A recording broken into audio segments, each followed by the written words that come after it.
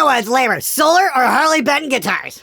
You know, I don't think I'm going to agree with that statement because this is kind of awesome. You know what's really lame, though? Coming up with a screen name like Vash Starwind.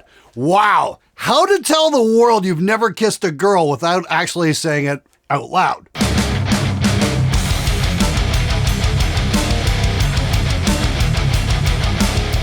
Hey everybody, how's it going? I'm shooting this Thursday morning on the 8th. Hopefully this is going to come out on the morning of the 9th. Big shout out there to my editor, Ziz Gorlin, who's magnificent with this sort of thing. So Ziz, I really do appreciate the efforts. Anyway, just got back from a 2-week, mini tour across the states, I guess you could say.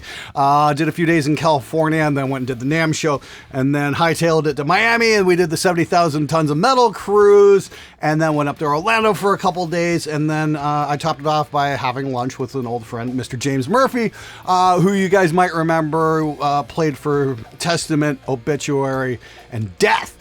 Phenomenal guitar player, just an awesome guy. And hopefully we're going to get him to guest on the show at one point or another. I think that'd be really fucking cool. James was a huge help to me back when I was really starting to get things rolling. And it's going to be a real pleasure to have him come on the show, I'll tell you that. Anyway, just sitting here with this amazing Vicious guitar, not the Solar. The Solar was pretty sick too, but just want to give a shout out to Goran at Vicious Guitars. He sent me a few pics there of Rob Flynn playing the custom Vicious that he had made specifically for him. I got to play the prototype there a few weeks back and it was pretty damn sick. So cool to see Rob playing it up on stage.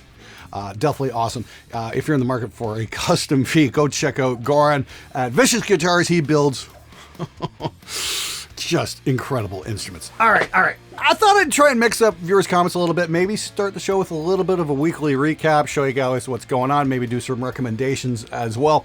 Myself, I been doing a deep dive here on the Neve console. I got to sit down with a couple of the guys at NAMM and then, got to ask a few questions about some of the functions I wasn't quite sure about, like solo and front and a couple of other things. And big shout out to the crew at Neve for being more than accommodating and putting up with my idiotic questions. I really appreciate that. My recommended reading for this week would be Geddy Lee's My Effin' Life. I'm still going through it. I'm listening to the audiobook. Geddy himself narrates it. It's phenomenal. What a great story. But I think if anybody wants to take music seriously as a career, this should be like, number one on your must-read list because there's just so much wonderful advice in there that he's just given away. And it's really, really cool stuff about, his story about how he built his career. But it's also how to conduct yourself, working, with the fans and with the crew that supports your show as well. Really amazing stuff. All right, enough of my ranting and raving and rambling and all that stuff. Big thanks to Vash Starwind for the first question there. Great name, buddy. Hopefully it gets you the ladies one day. Yeah. All right, let's get to your comments and questions right now. What's your honest opinion on why you didn't buy an SSL console? I know it's your money. I mean, a lot of metal mixers have used SSL for their clients. We know the workflow on a Black Genesis is MTF super amazing fast. Okay, so I think I gathered you want to know why I went with Neve instead of SSL. Here's the thing. I had to, basically narrow down to Neve or SSL. There's a couple of reasons why I think this console works better for me. Because I was looking at the SSL Origin, which is nice, but it's a dummy console. There's no automation, there's no recall, and there's no dynamics either. I mean, you get a bus compressor, but there's no channel compressors. And one of the reasons I went with the Genesis is because it's expandable. You can change out the EQs, you can add in banks of compressors for all the channels, and everything's super recallable. So for me, who's got to crank out mixes really fast to keep up with YouTube and the demand you guys put on me, I went with the Genesis just so I could get things done much more quickly. So absolutely nothing wrong with, say, an SSL Origin. It's a great choice as well, but just for me getting stuff done and out the door, the Genesis made more sense.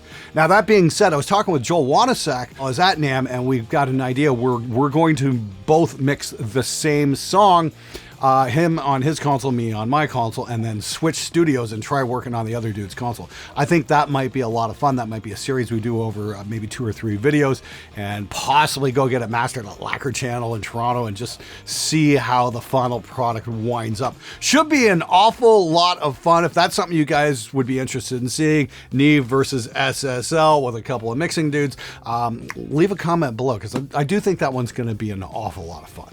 Okay, guys, I'm going to introduce a brand new segment of the show. It's called You Stupid Fuck. And this week's You Stupid Fuck comment comes from Stolen Laptop, and he shares his very intelligent observation here.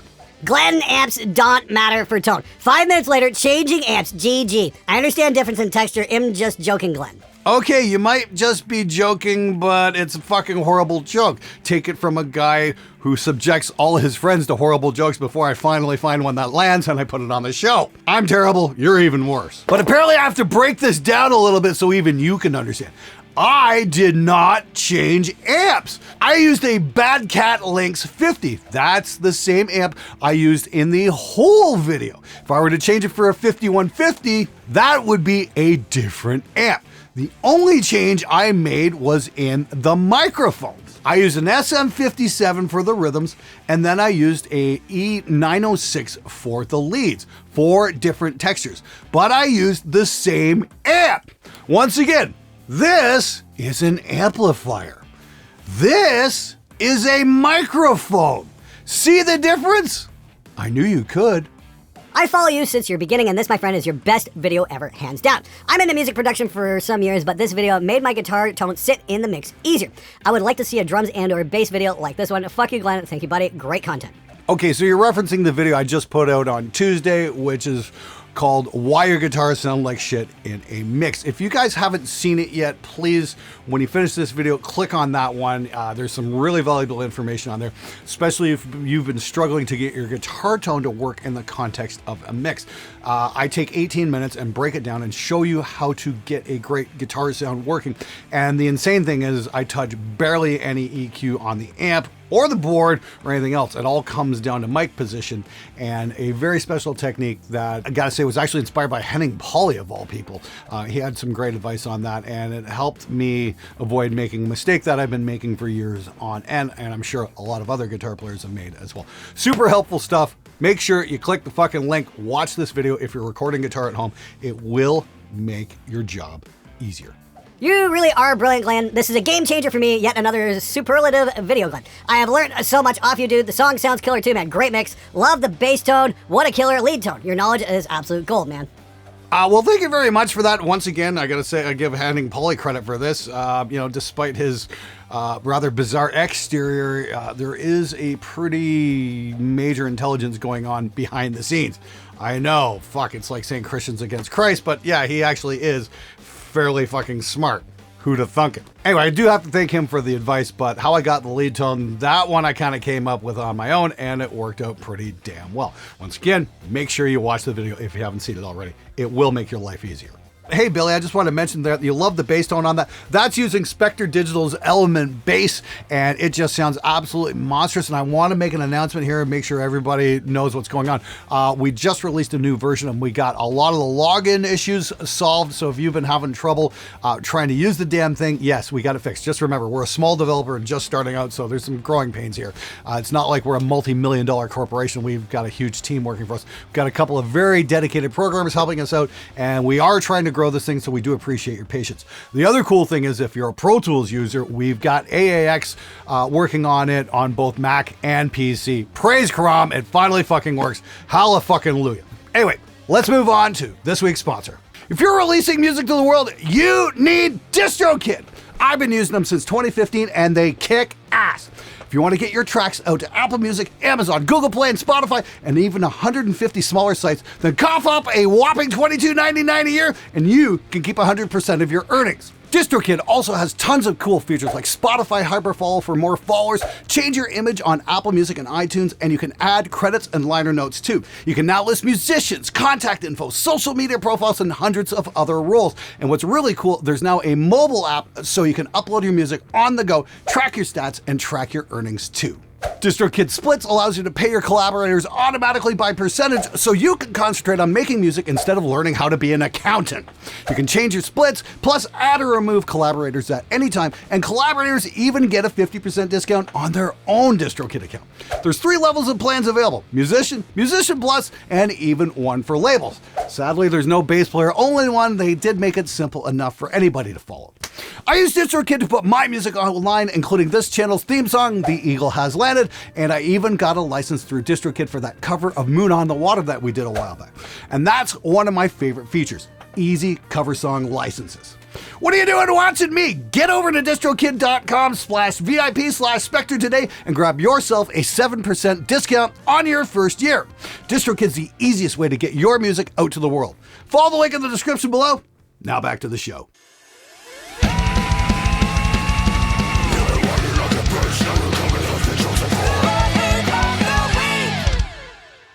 If you hate Gibson so much, why do you spend so much time talking about it? I've loved Gibson guitars since the 70s, now I can afford them. You and your fans are trying to make us feel like we're stupid for liking them! Why don't you just let people buy and play what they like and give Gibson a break? Fender and Dean and a few others have their fair share of super expensive guitars, but you gotta be hating on Gibson all the time! Give it a rest! I'm sure I get plenty of hate from your followers for saying all of this, but that's what the internet sees the beef for these days, is putting a derogatory label on everything. In my opinion, Gibson makes the best guitars, and you'll notice I'm not ripping on anyone for playing their brand of choice. Enjoy whatever kind of guitar makes you happy, boys and girls, and I promise I won't get in here to try to make you feel like you're stupid because of what you choose to play.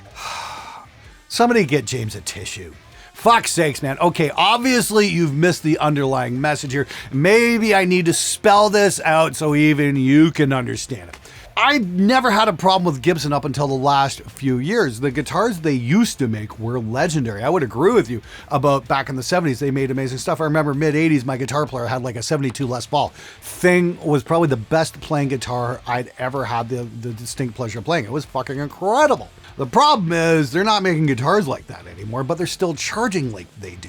That's my problem with them. I bought the Mustaine V and I was profoundly upset with what I got because the finish was just a fucking joke. I was beyond pissed. I couldn't believe I paid that kind of money and that's what I got. I'm like, you've got to be fucking kidding me. So no, I don't think you're an idiot for liking Gibson. Absolutely not. If you pay $999 for one of their PAF reissue pickups, I would question your sanity though. Cause I mean, like seriously, you can get PAF style pickups for a couple $100, but because they say Gibson and reissued, suddenly they're magically worth 10 times another pickup. Get fucking serious. It reeks like P.T. Barnum style marketing. That's my opinion anyway.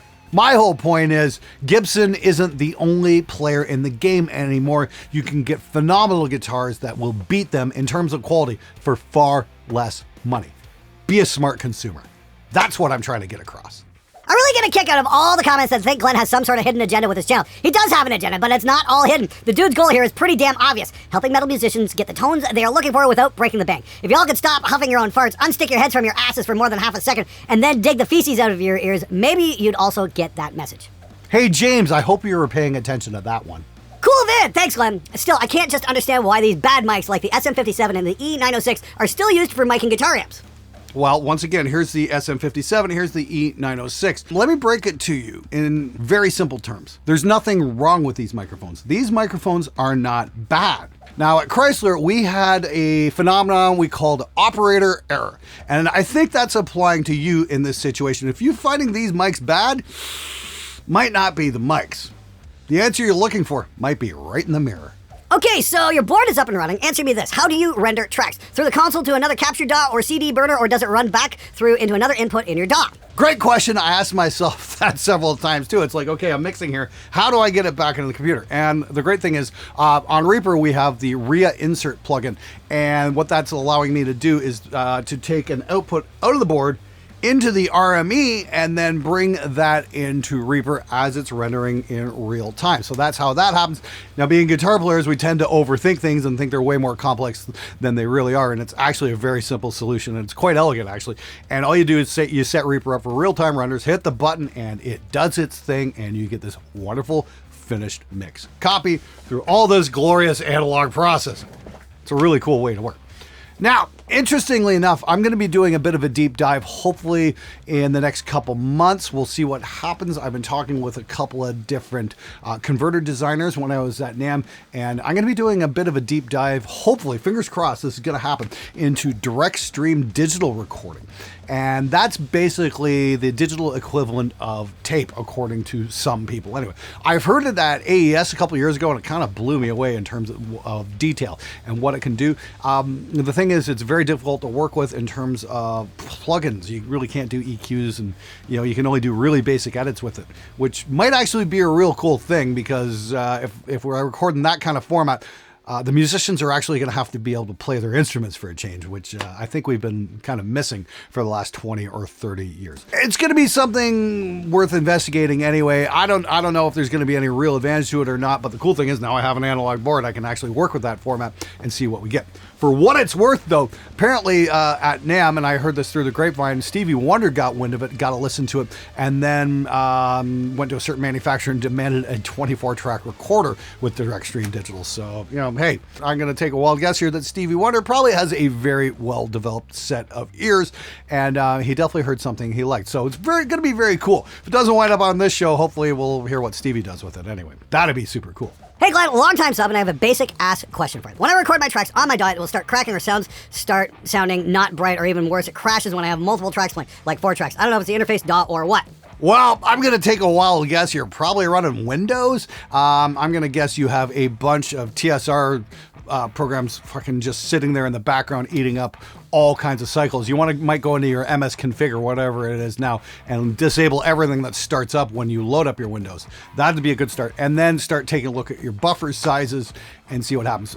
Again, you haven't really given me much information to go on here. I don't know what operating system you're working in. I don't know what DAW you're working in. So I would recommend you figure out what that is and then go to that DAW's tech support and hit up some forums and ask them there, because they're going to have something maybe a little bit more specific that might help you out a little bit better than me just, fucking plucking something out of the wind and saying, well, it might be this, it might be this. If you give those people some specifics, they might be able to help a lot better.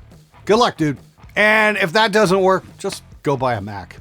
My tube amp volume started coming in and out, and I think I may need to replace the power tubes. Came with 2 EL84s stock. Any suggestions for cost-effective replacement? I live in Japan and found some electro harmonics ones for about 4,500 yen each, $30 USD. Feels expensive to me, but no idea. I've never bought or replaced tubes before. Would really appreciate some bang for your buck recommendations. No fairy dust or unicorn horns for me. $30 each for a power tube really doesn't seem like an awful lot to pay, to be honest with you, considering the astronomical fees some people will pay for new old stock vintage tubes and other complete nonsense like that. Basically, you want to get power tubes for their longevity more than anything. JJs will probably do you fine. The electro harmonics are probably absolutely fine as well. As you go from brand to brand to brand, you might find some a little hotter than others. That's about it. But as for anything being quote unquote specific, if it did something unique, then it wouldn't be spec'd as an EL84. It would be something else. Keep that in mind before you spend your money. But yeah, $30 for a power tube shouldn't be too bad. Take a look around. Maybe you can find a better deal. But as far as I know, that should be absolutely fine and absolutely what you're looking for. Oh yeah, it's cool you're from Japan, man. I might actually be going there like the last week of April. Going to be going to Tokyo and Osaka, I would think. I don't know where you're located, but I will definitely be down, for fan meetups and coffee and all that kind of stuff, because I just really dig Japan, and it's going to be super cool to be returning there. That's for sure. So keep your eyes peeled for that one, dude. Any way to get a half-decent mix using Audacity. I don't record enough to pay for a program. I just want to hear what a finish sounds like third person. I haven't used Audacity enough to give you a proper answer, so I really and truthfully don't know. It might be just something bare bones. I definitely recommend checking out Reaper. Just look up Google Reaper DAW. It's got like a 60-day evaluation license, and I know a lot of you guys have been using that 60-day evaluation license like 4 or 5 years later. Just keep hitting the yeah, I'll buy it button and never actually do. Not saying you should do something like that. I'm just saying a lot of other people do and just don't admit to it. So you might want to take a look at that, because you can definitely do something halfway decent with that. But you just got to be willing to put in the time, because learning audio engineering is like learning an instrument. You really get out of it what you put into it. I just bought a Schlesinger G12M Creamback. They sound amazing. I wonder why people keep going to the V30. Because that's what forums tell them to do. Oh, poor you, making dollar, need an easy union job with pension. Wow. How to say you're completely ignorant to the working class people of North America without actually saying it in actual words. Here's the thing about that quote-unquote easy union job. After doing it for almost 3 decades, I had sciatica, a really bad case of it actually, from about 2006 to about 2015 before I finally found a fix. I went to chiropractors, I went to massage therapists, and finally I found somebody who figured out what the hell was going wrong and was able to unstick my back. But I was in pain for about 9 years, and that's the thing. Most of the people I worked with on the line had serious repetitive strain injuries from doing the same thing all day, every day. So your claim that it's an easy union job, yeah, get fucked, asshole. That's not even remotely close to the truth. Most people who are working union jobs are working their asses off. And if you're tied to an assembly line, that's not easy work. You come home at the end of every day, you're fucking exhausted because you have to keep up with that fucking line. So please take your ignorance as to what people actually do for a living all day and go fuck yourself. And to all the people out there who are still working union jobs and still busting their asses day in, day out to try and make a better life for themselves, I salute each and every one of you. You guys are fucking awesome and keep strong at what you do. Just remember, there's strength in numbers and don't let your bosses walk all over you. All right, everybody, that's it for this episode. Thanks so much for watching. James, hopefully you'll learn something along the way. Hopefully you get your panties out of a twist. You calm down and realize I'm not after you. I'm just trying to help you make a better informed decision. If you feel like an idiot because you bought a Gibson, it's not because of me. It's because of your own guilty conscience. Anyway, don't forget to check out DistroKid as well as Element Bass, and I will see you guys next time. Got a lot of cool stuff coming up on the show, that's for sure.